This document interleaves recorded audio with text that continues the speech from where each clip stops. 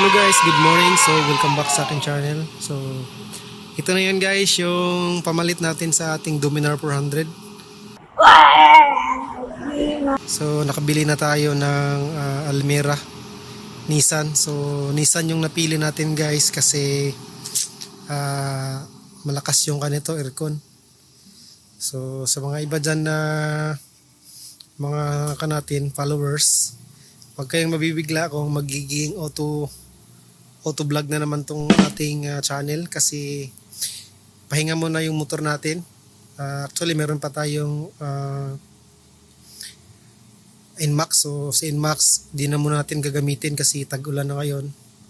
So ipapakita ko lang sa inyo guys kung ano yung hitsura ng Almera na nabili ko. Ayan guys, bagong bago pa yung gulong niya, makakapal pa, tas maganda pa yung mags. So pakita ko lang sa inyo yung kanya buong hitsura ng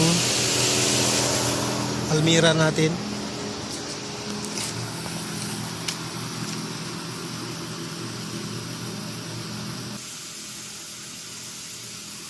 So ayan, so pagbili pala natin nito guys, meron issue to.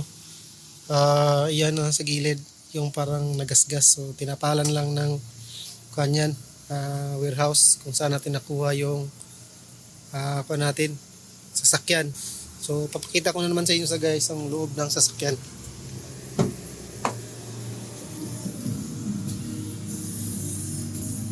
So ayan guys, ito na yung loob ng sasakyan natin. Ayan. So ito guys, binili ko na lang to sa Ace Hardware. So pagbili natin ito, wala tong mga matting. At sa likod walang matting yan. So nilagyan na lang natin yan guys. Tapos ito guys, binilhin na rin natin to. Tapos meron siyang konting compartment dito, ayan. Konti lang malalagay dyan. Okay, so yan guys, nilagay na lang natin yan, binili natin para hindi masyadong magasgasan yung natin.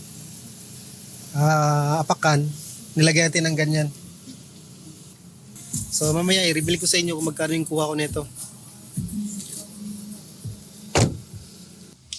Papakita ko sa inyo yung sa passenger side.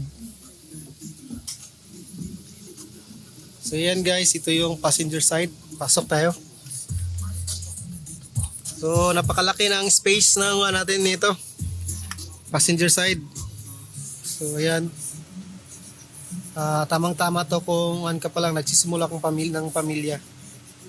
So hindi siya masikip. Kaya ito yung isa sa nagustuhan ko kay Almera. Hindi siya masikip guys.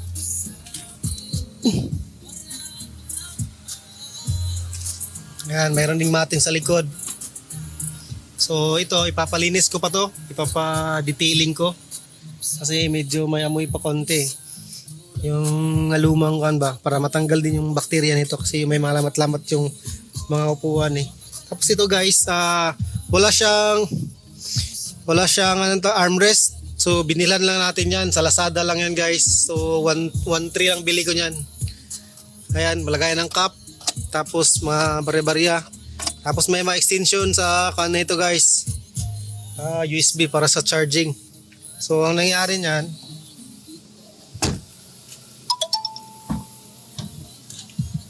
ayun guys, mayroon siyang extension para doon ko ikabit doon sa may heater. So yan yung naging power supply nitong buong kanito, armrest natin. Ito yung para sa compartment guys.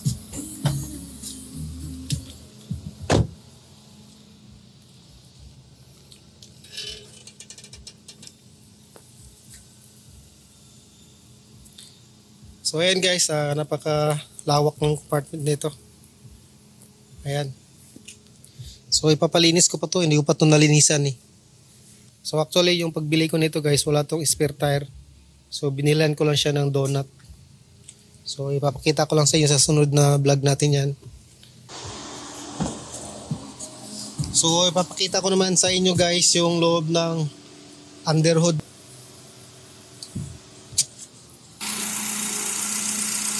Napaka kan pa nito guys, napaka fresh na fresh pa.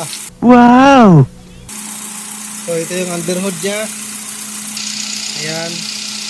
So kanto guys, 4 cylinder. So napana ko nito, nabigla ako nito kasi napakalaki pala ng makina ng Nissan. Ayan, ang laki ng makina oh. Tapos meron na siyang upgrade ng may-ari nito guys. Nilagyan na siya ng additional na anong tawag nito? Serbato para mas malakas. So ayan, ayusin na natin sa sunod kasi medyo pangit yung pagkagawa niya. So ayan guys, kung nagtataka kayo bakit biglang lumakas kasi nagpapa-aircon tayo eh. Ayan. So patayin natin yung aircon guys para marinig nyo yung idol lang talaga niya.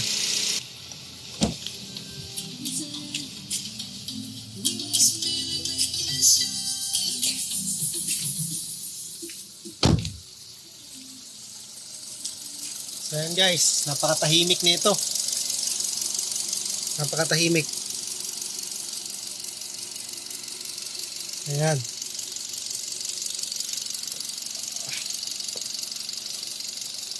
So ganyan yung idol niya guys. Kung naririnig nyo, napakatahimik. Ayan. So balik tayo sa loob guys.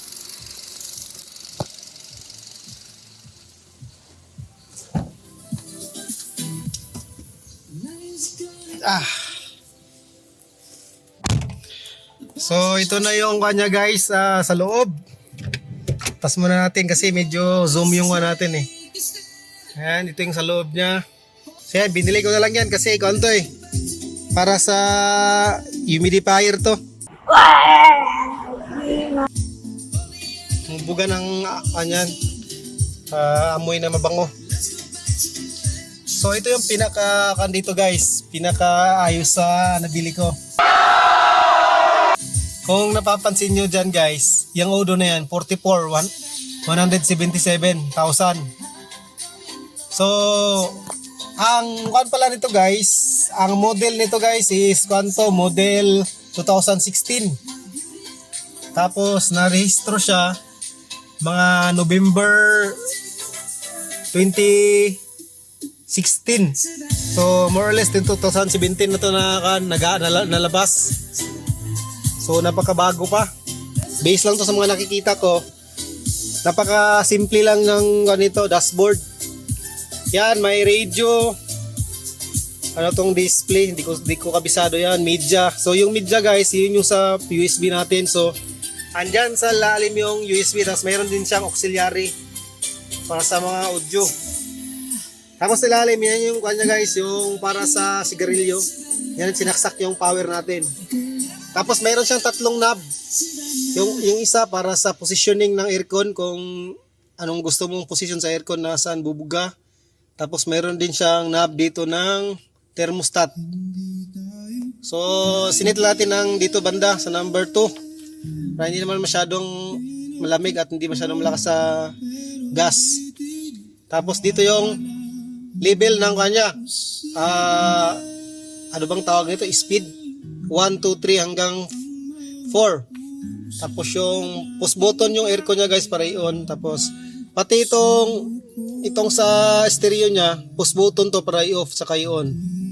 Tapos pwede mong puntahan yung menu nito. So ayan, dito sa gilid naman guys, ito yung kanya remote ng side mirror yan. Sa sunod natin na vlog guys, i-review na natin to sa kalsada. So ride safe and God bless. I'm out. Bye-bye.